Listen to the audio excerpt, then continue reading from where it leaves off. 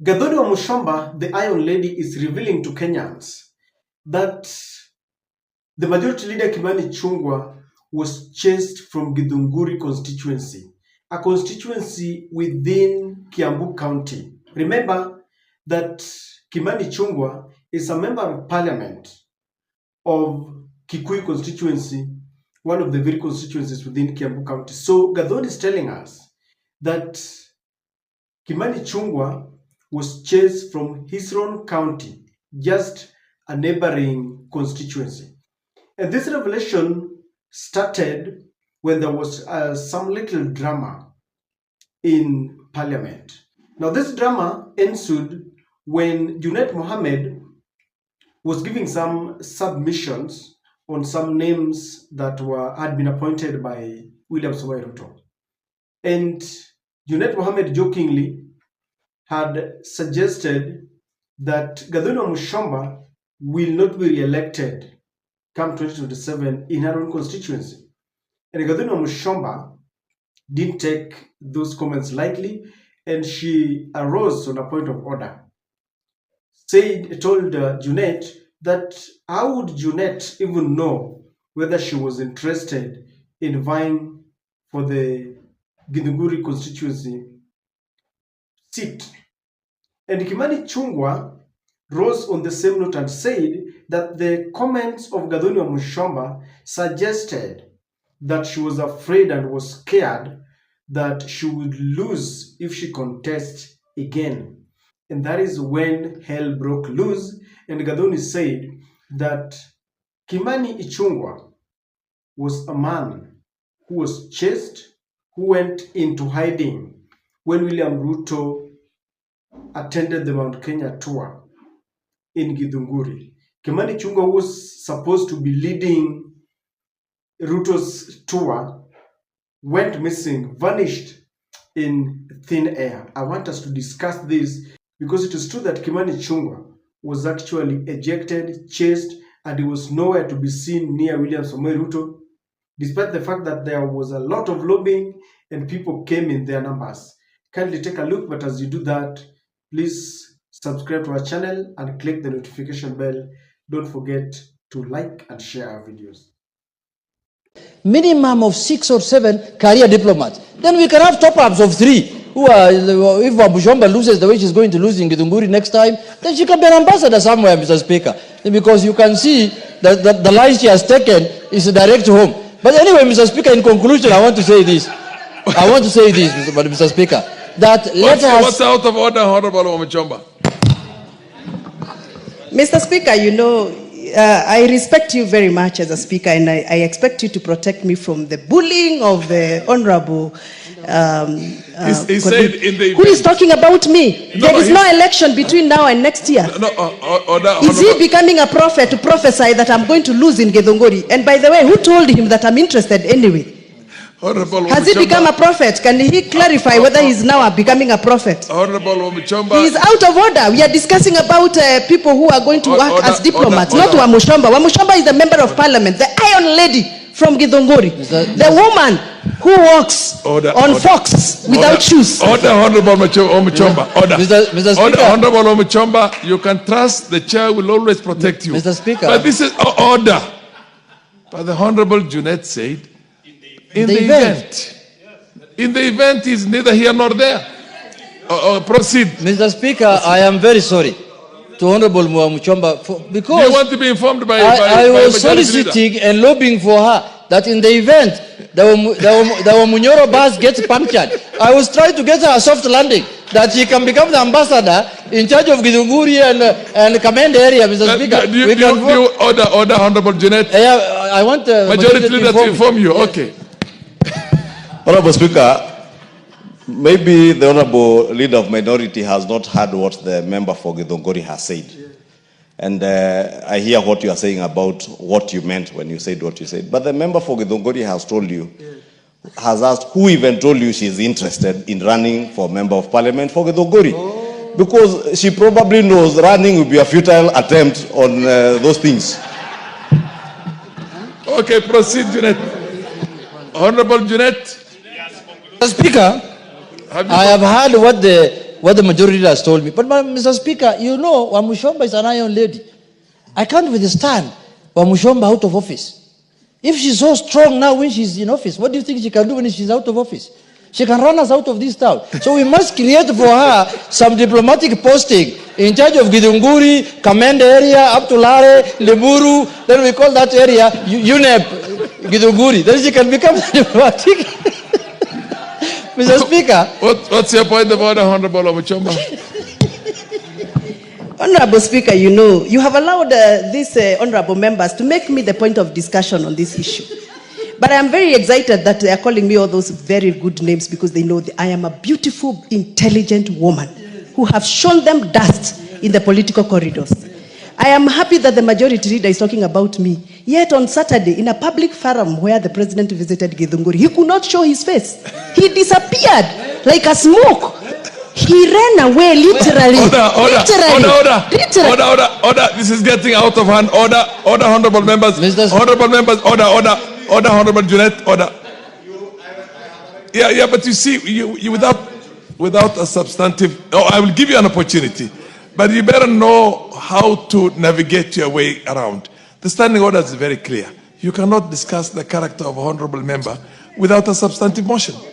So, for God's sake, don't discuss her character, but you can discuss events, you can discuss ideas, you can discuss the motion that's before you. Okay, what's your point of order? Mr. Speaker, what is out of order? No, he's on a point of order. Honorable Speaker, mine was on misinformation because, Honorable Speaker, last Saturday, I was nowhere near where the president was, and the member for Githunguri knows that. I think she wanted to mean the Saturday when we were in Githunguri constituency. And you know, I'm a peace-loving Kenyan. And I am also a consumer of certain intelligence reports. And I had intelligence reports of what the member for Githunguri and the governor for Kiambu, with the stashed money that you saw being pulled out of bedrooms, had planned against the member for Kiambu, order, majority leader, order. You are both out of order. Yeah. Now, this is the tour that Gathoni Mushoma was talking about. Aya. Githunguri hoye! Githunguri hoye! Basi watu wa Githunguri, mimi nimefika hapa Kiambu leo kwa sababu ya mambo matatu ya muhimu sana. Mambo matatu. Kwanza, nimefika hapa kwa sababu ya mambo ya barabara ya Kiambu County. Nyinyi mnajua barabara za Mau tuko na kilomita 220 ya barabara za Mau hapa Kiambu, na tulikuwa tumefanya kilomita 60. Mimi nimeongeza kilomita 40, na leo mimi nimekuja na pesa 3.6 billion ya kusukuma barabara za Mau. It is worth noting that before the Githunguri tour, William Ruto had worked with Ichungwa in some of the areas, very volatile areas in Mount Kenya, and Ichungwa was heckled, and I think that's why he was afraid. Ichungwa was shown that all the things that he has been saying outside Mount Kenya, his time was up, because they've been telling him, come and say all those things. You know, Ichungwa is a very noisy politician. He attacks each and every person around when he feels you are his opponent. So in Mount Kenya, he was shown dust.